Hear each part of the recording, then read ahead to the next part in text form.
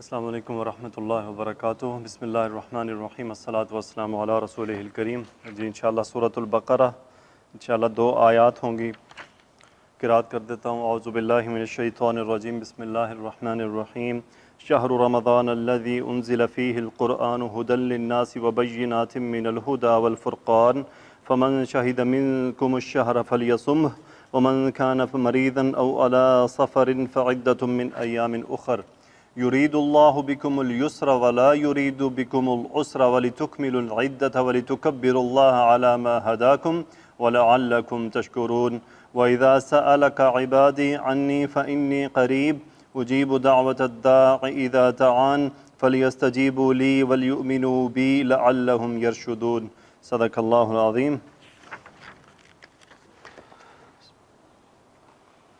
شہر رمضان الذی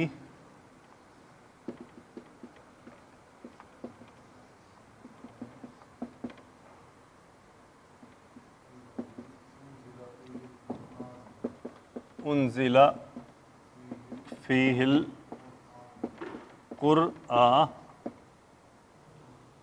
قرآن صحیح ہے جی۔ شہر رمضان، شہر رمضان مرکب اضافی، شہر حالت رفع میں اور رمضانہ غیر منصرف اسم ہے، اس لیے وہ جر میں زیر نہیں لیتا تو آپ کو زبر میں نظر آ رہا ہے۔ شہر رمضان تو کیا ترجمہ بن گیا؟ رمضان کا مہینہ۔ الذی، اب الذی کس کی طرف جا رہا ہے؟ رمضان کی طرف واپس، واحد مذکر کا اسم موصول، جس میں انزلہ حمزہ نون زا لام مادہ باب افعال، انزلہ ینزلو نازل کرنا، اور مجہول فعل ماضی واحد مذکر کا، یعنی انزلہ کا مجہول انزلہ، انزلہ اس نے اتارا، انزلہ اسے اتارا گیا۔ انزلہ شہر رمضان الذی انزلہ، رمضان کا مہینہ جس میں اتارا گیا۔ اچھا اب آپ وہ فیہ، انزلہ فیہ اب ہاں کدھر جا رہا ہے جی؟ شہر رمضان کی طرف۔ القرآن اگر ہوتا انزل فیہ القرآن، اس نے قرآن اتارا اس میں، اگر یہ نارمل جملہ ہوتا۔ اب یہ ہم مجہول میں جا رہے ہیں تو انزل فیہ القرآن نائب الفاعل اسی کا، یعنی اس میں قرآن کو اتارا گیا۔ آگے کیا ہے جی؟ تو یہ نائب الفاعل ہو گیا انزلہ کا۔ ہدن للناس وبینات من الہدی والفرقان۔ ہاں جی، اب آپ آگے اس کو خود دیکھیں کیا ہے۔ اس میں رمضان میں قرآن اتارا گیا، اب وہ قرآن کس حالت میں اتارا جا رہا ہے، اس کی کنڈیشن کیا ہے؟ کس حالت میں جی؟ ہدن، یہ حالت نصب ہے، حال ہے اس قرآن کے نازل ہونے کا۔ ہدایت اور کیا ہے؟ بیناتن، بیناتن کی جمع ہے بیناتن، یعنی واضح روشن دلیلیں۔ سو وبیناتن، ہدن وبیناتن یہ دونوں ہیں کس کے لیے؟ للناس، لام حرف جر، لوگوں کے لیے۔ یہ بھی حالت نصب میں ہے بیناتن، کیونکہ یہ ہدا کے ساتھ ہے، یہ دونوں چیزیں۔ اچھا دونوں چیزیں ہدایت اور واضح روشن دلیلیں لوگوں کے لیے اتاری گئی ہیں، کہاں سے؟ من الہدا، من حرف جر، ہدا کا مطلب جی ہدایت، واو حرف عطف، والفرقانی، اور فرقان سے۔ فرقان کیا ہے؟ جو حق اور باطل میں فرق کرنے والا۔ آگے کیا ہے جی؟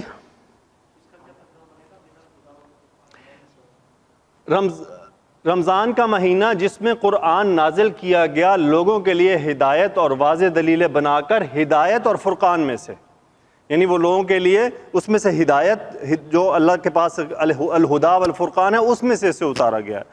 آگے کیا جی؟ فمن شاہدہ منکم الشہر فل یسم ہو. اچھا جی, اب یہ شرط بن رہی ہے, من پس جو, من شاہدہ, شین ہا دال مادہ, شاہدہ یشہدو. اچھا یہ شہودن اس کا مصدر ہے جس کا مطلب ہوتا ہے پانے والے, شہودن. تو شاہدہ جس نے پایا, یا یہ وہ والا پانا ہے, دیکھ کر پانا. ایک کہ کسی چیز کو سالڈ چیز کو پا لینا, اس کے لیے آخذہ ہے کس چیز کو پا لینا. یہ وہ شاہدہ ہے کہ میں وہاں گیا, میں نے وہاں خالد کو پا لیا. نہیں, یہ دیکھنے میں نہیں, دیکھیں وہ دیکھنے میں ایک سالڈ چیز کی طرف ہو جاتی, کچھ چیزیں ذہنی ہیں. یعنی میں گیا, میں نے خالد کو وہاں پہ پا لیا, خالد وہاں میں تلاش کر رہا تھا, میں نے اسے پا لیا. تو یہ اس میننگ میں ہے. یہ اب تھوڑا تھوڑا فرق ہے عربی میں, ڈفرینٹ الفاظ کے لیے ڈفرینٹ چیزیں یوز ہو رہی ہیں. جیسے رآ اور نظرہ کا فرق ہے کہ رآ کا مطلب بھی دیکھنا ہے, نظرہ کا مطلب بھی دیکھنا ہے. کہیں ہم رآ تو یوز کر سکتے ہیں, نظرہ یوز نہیں کر سکتے, کہیں نظرہ یوز کر سکتے ہیں, رآ نہیں, لیکن دونوں کا مطلب ہے دیکھنا. اسی طرح ہمارے پاس اردو میں بھی ہے کہ میں نے دیکھا, لیکن حالانکہ میں نے غور کی نیت سے دیکھا, ایک میں نے سرسری دیکھا, بس میں گزر رہا تھا, ایک چیز دیکھی میں نے. تو اس طرح تھوڑا سا فرق ہے. اب اس کو یہاں پہ پا لینا اسی حالت میں ہے جو آپ کہہ رہے ہیں, کیا دیکھ لینا, یعنی اس میں موجود ہونا, شہادت دے لینا, آپ اس میں لے لیں. سو فمن شاہدہ من حرف جر کم, تم سب میں سے. فمن شاہدہ من کم, تم میں سے جو پائے, کسے پائے, الشہر حالت مفعول, اس مہینے کو. اب یہ شہر وہی رمضان ہے چونکہ اس کا ذکر آ چکا. اب یہی وہ نکرہ اور معرفہ کا فرق ہے. یہاں پہ نکرہ نہیں لایا گیا جبکہ معرفہ لایا گیا. کیوں؟ پہلے تذکرہ ہو چکا ہے. اب یہاں پہ رمضان دوبارہ لکھنے کی ضرورت نہیں تھی چونکہ پہلے کلیئر کٹ بتا دیا گیا شہر رمضان. سو یہاں پہ اسی مہینے کا تذکرہ آ گیا, مفعول ہے شاہدہ کا. تو جو تم میں سے رمضان کو پائے, یہ لام امر ہے. اصل میں تھا سامہ یسومو, اس نے روزہ رکھا, وہ روزہ رکھتا ہے, یسومو. جب لام امر آیا تو اس نے اس کو ساکن کر دیا. اب یہ دو ساکن اکٹھے ہو گئے, واو ڈراپ ہو گیا, تو کیا بن گیا, یسم. لیسم, فل یسم, تو وہ روزہ رکھے, امر ہے, لام امر ہے. اب یہ ہو کی طرح, تو وہ اسے رکھے. یہ وہی پیچھے نہیں, فل یسم ہو, یہ رمضان کے مہینے کا وہ روزے رکھے, تو وہ اسے رکھے.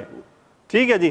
تو یہ وہ آرڈر ہے جس نے پچھلی آیت کے اندر وہ جو یطیقون والی جو ایک رعایت تھی اس کو منسوخ کر دیا, چونکہ آپ لوگوں پہ روزہ رکھنا لازم قرار دے دیا گیا. آگے کیا ہے جی, وَمَنْ كَانَ مَرِيضًا أَوْ عَلَى سَفَرٍ فَعِدَّةٌ مِّنْ ایام اخرى. اب یہ تو ہم کل کر چکے ہیں, سیم وہی چیز ہے, وہ سیم وہی آیت ہے. وہی شرط یہاں پہ بھی آپ کو اجازت دی گئی جو وہاں تھی کہ وَمَنْ كَانَ مَرِيضًا, جو کوئی مریض ہو, او عَلَى سَفَرٍ, یا سفر میں ہو, فَعِدَّةٌ مِّنْ ایام اخر, تو وہ کیا ہے, کسی دوسرے دن میں اسے پورا کر لے, اس کی گنتی پوری کر لے. آگے کیا ہے جی. اب دیکھیں یہاں اللہ سبحانہ و تعالی ہمیں ڈفرنٹ آیت کے ذریعے ہمارے سے ڈفرنٹ طرح مخاطب ہیں. یرید اللہ بکم اليسر. اچھا یہاں دے باب افعال, ارادہ یریدو, ارادتن, یہ چاہنا, ارادہ اس نے چاہا, یریدو فعل مضارع واحد مذکر, وہ چاہتا ہے. اس کا فاعل کون ہے حالت رفع میں, اللہ کا نام. یرید اللہ, اللہ چاہتا ہے, جس سے چاہتا ہے وہ با سے آ رہا ہے, با حرف جر, انتم کی ضمیر کم بن گئی, بکم الیسرا, یہ مفعول. اللہ کیا چاہتا ہے, اللہ تم سب کے لیے آسانی چاہتا ہے. یہ وہی آسانی ہے نا کہ تم اگر مریض ہو یا سفر میں ہو تو مشکل ہے تو تم چھوڑ دو. آگے کیا ہے جی, ولا یریدو بکم العسرا. اب یہ سیم وہی آیت, صرف یہاں پہ کیا لا کا اضافہ ہو گیا اور یسر کی جگہ پہ عسر آ گیا, عسرن تنگی. یہاں پہ آسانی اور یہاں پہ تنگی. لا یریدو وہ نہیں چاہتا بکم العسرہ تم پہ تنگی یا تم پہ سختی, وہ تم پہ تنگی یا سختی نہیں چاہتا. آگے کیا ہے جی؟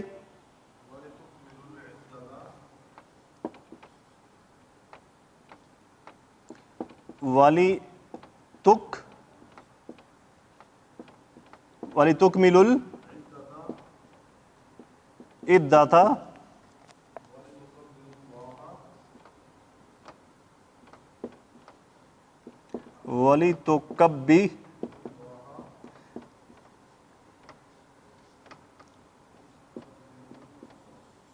وَلِتُكَبِّرُوا اللَّهَ عَلَى مَا هَدَاكُمْ. ہاں جی, وَلَعَلَّكُمْ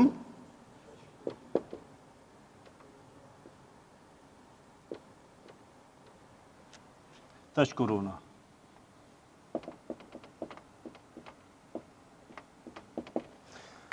ہاں جی, اللہ تعالیٰ نے ہمیں فرما دیا یرید اللہ بکم الیسر ولا یرید اللہ بکم العسر ولتکملوا العدۃ. واو استئنافیہ نئی بات ہے, یہ لام کئی ہے, ایک لام امر ہوتا ہے ایک لام کئی ہے, یہ وجہ بتانے کے لیے آیا ہے. اکمل یکملو باب افعال, اکمل یکملو مکمل کرنا. سو تکملونا یہ تھا فعل مضارع جمع مذکر مخاطب کا صیغہ, تکملونا تم سب مکمل کرتے ہو. لام کئی آیا, اس نے وہی آخر میں سے نون اڑا دیا اور الف باقی. ولی تکملو تاکہ تم مکمل کرو, ولی تکملوا العدۃ تاکہ تم شمار گنتی کو پورا کرو. واو حرف عطف اور مزید کیا کرو, کبر یکبر باب تفعیل, کبر یکبر بڑائی بیان کرنا. تکبرون فعل مضارع, اس میں انتم اس کے اندر ہے فاعل اور اس میں بھی انتم فاعل ہے. ولی تکبروا لام وہی لام کئی تاکہ تم بڑائی بیان کرو کس کی, اللہ کی. حالت نصب میں ہے اللہ کا نام ولی تکبروا اللہ. اچھا اب یہ دونوں کام کرو, ایک تو یہ کر دیا تکملوا العدۃ تاکہ تم جو گنتی ہے اس کو پورا کرو, ولی تکبروا اللہ پھر تم کیا کرو, بڑائی بیان کرو. کس بات پہ بڑائی بیان کرو؟ اللہ حرف جر اس بات پر, ما جو موصول, ہداکم جو تمہیں اللہ نے ہدایت دی ہے. واو حرف عطف, لعلکم اور وہی امید ہے کہ تاکہ تم کیا کرو, تشکرونا. شکر یشکرو تشکرونا انتم اس کا فاعل تاکہ تم شکر گزار بن جاؤ, تاکہ تم شکر ادا کرو. یعنی اب ہر چیز اس میں کنیکٹڈ ہے کہ اللہ نے رخصت دی, رخصت کے بارے میں پھر اللہ سبحانہ و تعالیٰ نے اپنی بڑائی بیان کی کہ میں نے تمہیں یہ رخصت دی ہے. پھر اس رخصت کے بعد کیا ہے, اس کو مکمل کرو. پھر اس کے بعد کیا کرو, اللہ کی بڑائی بیان کرو کہ اللہ نے اتنا احسان کر دیا ہمارے اوپر کہ سفر ہے یا مریض ہے چلو روزہ چھوڑ دو. اور پھر اس پہ بڑائی کس بات پہ بیان کرو کہ اللہ نے اس سب بات کی ہمیں ہدایت دی ہے تاکہ ہم کیا کریں, اللہ کا شکر ادا کرنے والے بن جائیں کہ اس نے ہمارے لیے آسانیاں کی ہیں.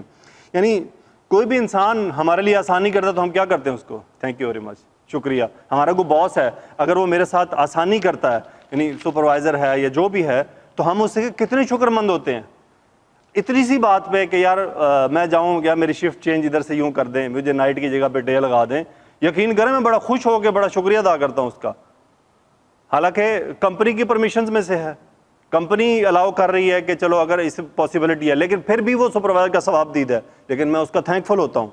تو جب اللہ تعالیٰ ہمیں اتنی بڑی بڑی آسانیاں دے رہا ہے تو ہمیں تو شکر گزار در شکر گزار ہونا چاہیے. آگے کیا ہے جی, بہت امپورٹنٹ آیت ہے.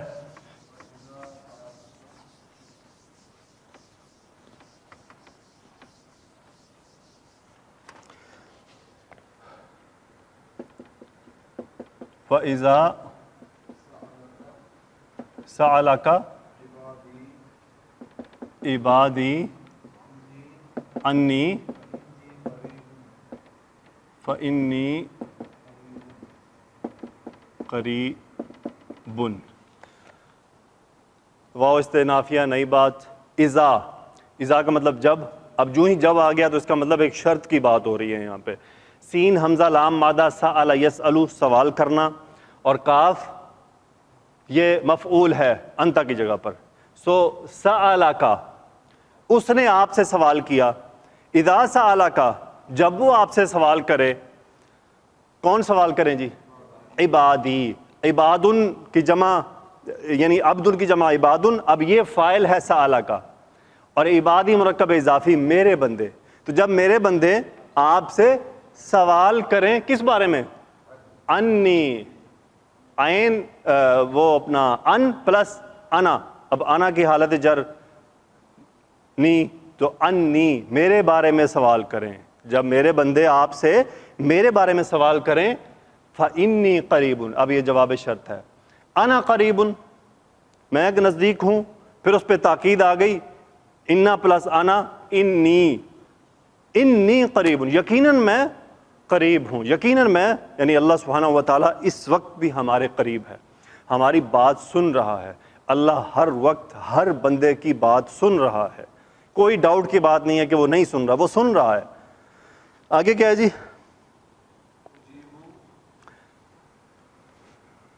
اجیبو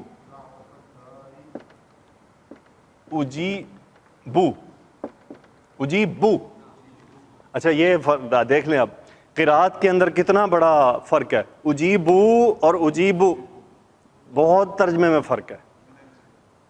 ٹھیک ہے جی. سو اجیبو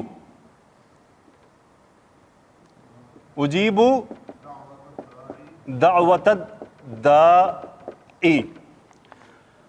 اجابہ یجیبو باب تفعیل جواب دینا ٹو آنسر. اجابہ یجیبو. اجیبو فعل مضارع واحد مذکر متکلم کا صیغہ.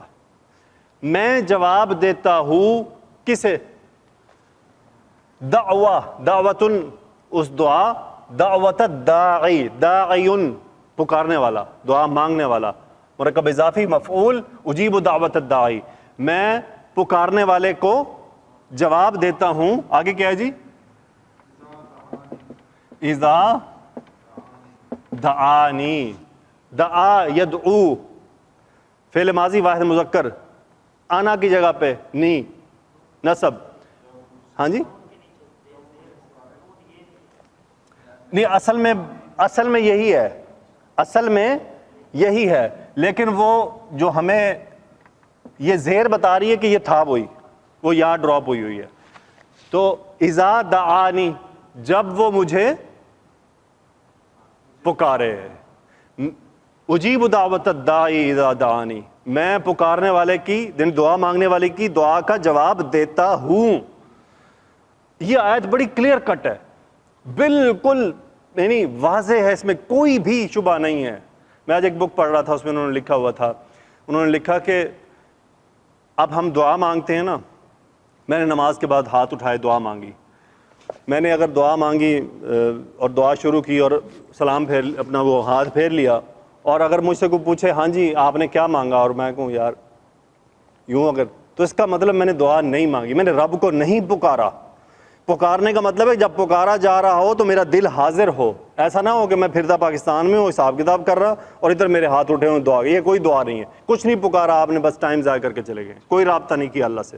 پکار یہ ہے کہ میرا دل حاضر ہو اور اللہ اس وقت متوجہ ہوتا ہے بندے کی. جب بندہ خود ہی متوجہ نہیں ہے تو بتائیں اللہ کیا توجہ کرے گا ہماری طرف. جب میں خود متوجہ نہیں ہوں رب کی طرف, میرا دل متوجہ نہیں ہے, تو وہ میرے زبان کے الفاظ کیسے سنے گا؟ تبھی سنے گا جب میرا دل اس وقت پکار یا اللہ عطا فرما دے. اور وہ تو ہمارے دلوں کے حال جانتا ہے. ایسی دعا مانگی گئی. اچھا پھر میں اس کی مزید ڈیٹیل پڑھ رہا تھا, انہوں نے کہا تھا کہ دعا رد نہیں ہوتی ہے, دعا آپ کی سن لی گئی. ہاں یہ اب اللہ کی حکمت پہ ہے کہ وہ کب آپ کو دیتا ہے. انشاءاللہ تفسیر میں اس کی تفصیل آئے گی تھوڑی سی. آگے کیا ہے جی؟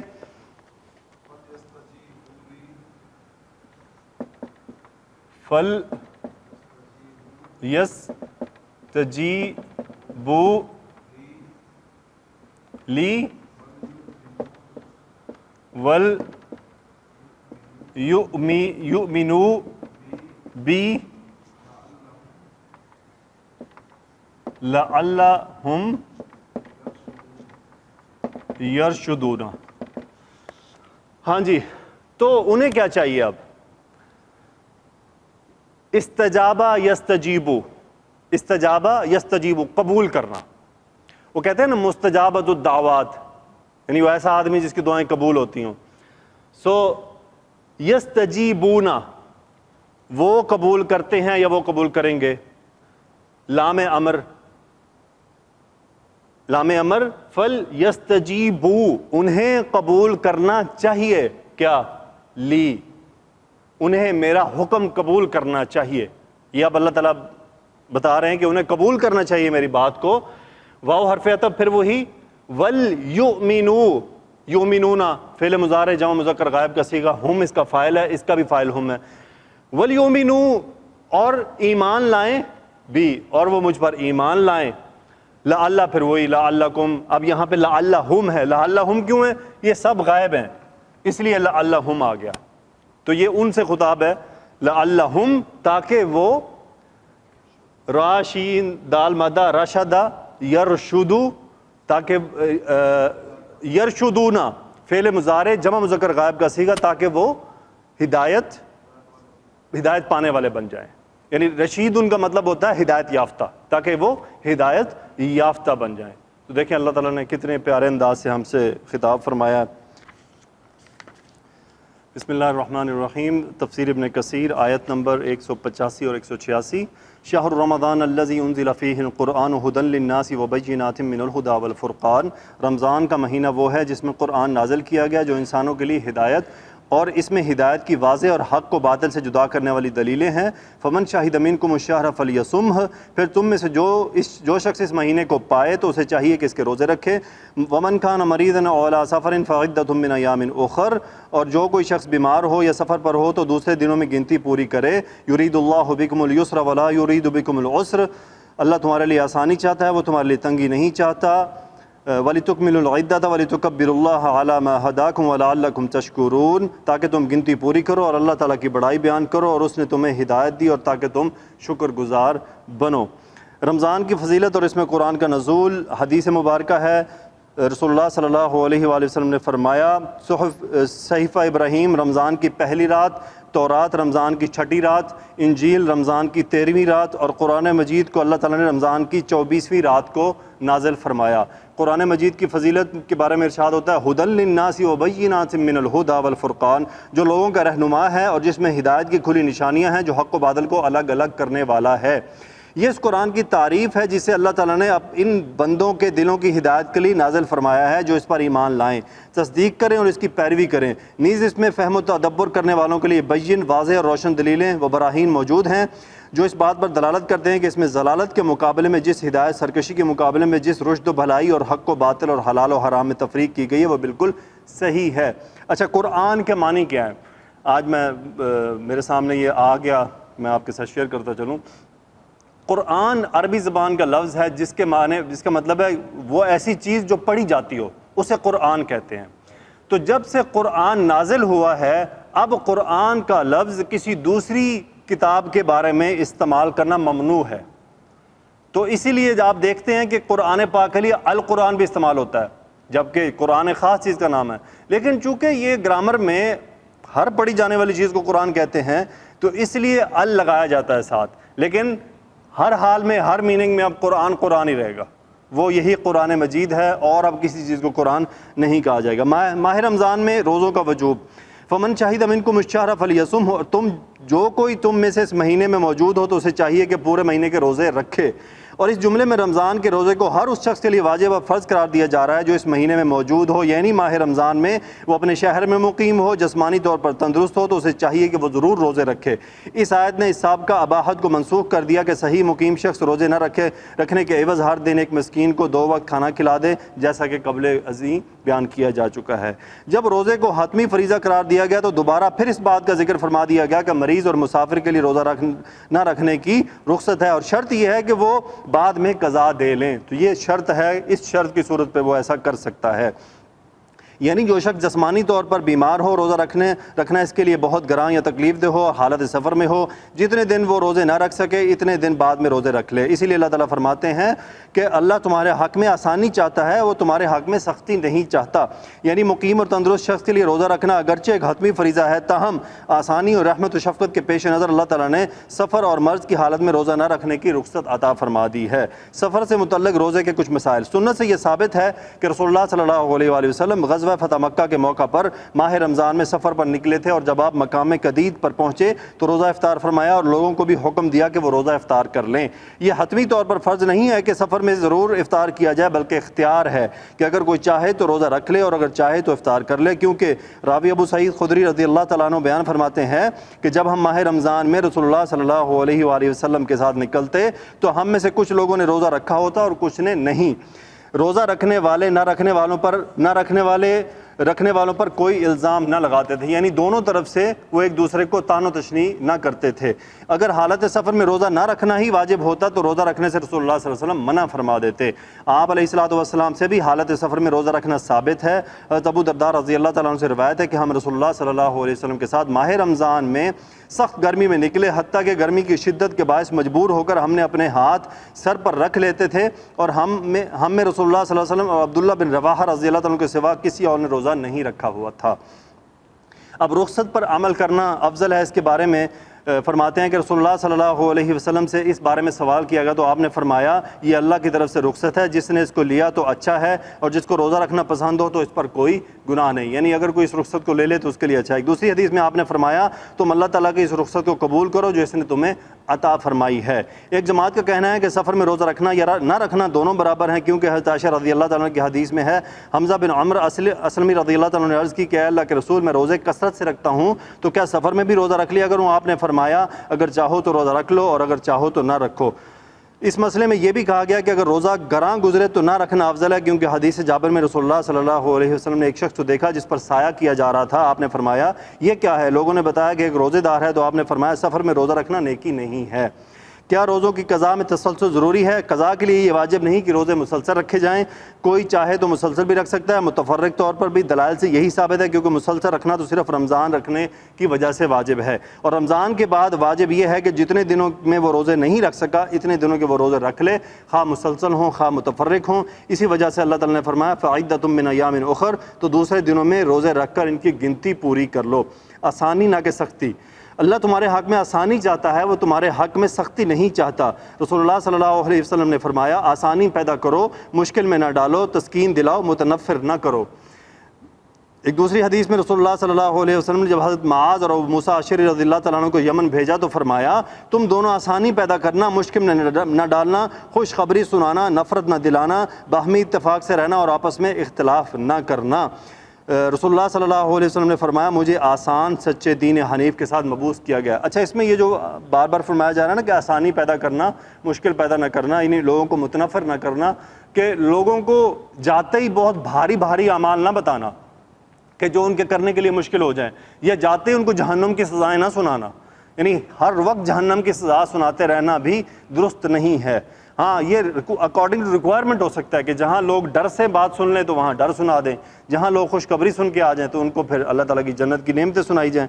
آگے ارشاد باری تعالیٰ ہے اور اللہ تمہارے لیے آسانی کا ارادہ رکھتا ہے نہ کہ تنگی کا، تاکہ تم گنتی پوری کرو، کہ معنی ہے کہ اللہ تعالیٰ نے مرض، سفر اور اس طرح کے دیگر عذروں کی حالت میں تمہیں روزہ نہ رکھنے کی اس لیے رخصت دی ہے کہ وہ تمہارے حق میں آسانی چاہتا ہے، اور نہ رکھے گئے روزوں کی قضاء کا حکم اس لیے دیا ہے تاکہ تم اپنے مہینے کے روزوں کی تعداد پوری کر لو۔ عبادت کی تکمیل پر اللہ کا ذکر، وَلِتُكَبِّرُوا اللَّهَ عَلَى مَا هَدَاكُمْ، اور اس احسان کے بدلے کہ اللہ نے تم کو ہدایت بخشی ہے تم اس کی بڑائی بیان کرو، یعنی جب تم اپنی عبادت کو پورا کر لو تو اللہ تعالیٰ کا ذکر کرو جیسا کہ اس نے فرمایا ہے دوسری آیت میں، پھر جب تم حج کے ارکان پورے کر چکو تو مینا میں اللہ کو یاد کرو جس طرح تم اپنے باپ دادا کو یاد کیا کرتے تھے، بلکہ اس سے بھی زیادہ، اور فرمایا پھر جب نماز ہو چکے تو اپنی اپنی راہ لو، اللہ کا فضل تلاش کرو، اللہ کو بہت یاد کرتے رہو تاکہ تم نجات پاؤ، اور فرمایا اور آفتاب کے طلوع ہونے سے پہلے اور غروب ہونے سے پہلے اپنے پروردگار کی تعریف کے ساتھ تسبیح کیا کرو، اور رات کے بعض اوقات میں بھی اور نماز کے بعد بھی اس کے نام کی اس کے نام کی تسبیح کیا کرو۔ اسی وجہ سے سنت سے یہ ثابت ہے کہ فرض نمازوں کے بعد تسبیح تحمید و تکبیر سبحان اللہ الحمدللہ اللہ اکبر پڑھنا مستحب ہے۔ ابن عباس رضی اللہ تعالیٰ عنہ فرماتے ہیں کہ ہمیں رسول اللہ صلی اللہ علیہ وسلم کی نماز کے مکمل ہونے کا علم تکبیر اللہ اکبر سے ہوتا تھا۔ اس آیت کریمہ سے بہت سے علماء نے عید الفطر میں تکبیروں کے پڑھنے کا استدلال بھی لیا ہے، لعلکم تشکرون، یعنی جب تم اس کے فرائض کو ادا کرو، اس کی محرمات کو ترک کر کے، اس کی حدود کی حفاظت کر کے اس کی اطاعت بجا لاؤ گے تو اس کا شکر ادا کر سکو گے۔ اگلی آیت انشاءاللہ میں آپ کو کل اس کا بتا دوں گا، کیونکہ اس کی تھوڑی تفسیر ڈیٹیل میں چلی جائے گی، تو اگر تفسیر کی ڈیٹیل میں تھوڑا فرق بھی آ جائے تو انشاءاللہ ہم اس کو کور کر لیں گے، کیونکہ ہر آیت میں آپ کو پتہ ہے کہیں پہ تفسیر زیادہ ہوتی ہے اور کہیں پہ مختصر ہوتی ہے۔ تو اللہ تعالیٰ سے دعا ہے کہ اللہ تعالیٰ ہمیں عمل کرنے کی، سمجھنے کی توفیق عطا فرمائے اور ہم سب کی مشکلیں دور فرمائے اور ہمارا یہ بیٹھنا آنا پڑھنا سب قبول فرما لے اور غلطیوں کو معاف فرمائے۔ سبحانک اللہم و بحمدک نشہد ان لا الہ الا انت نستغفرک و نتوب الیک۔ اللہم صلی علی سیدنا و مولانا محمد و علی آلہ وصحبہ وبارک وسلم، آمین یا رب العالمین۔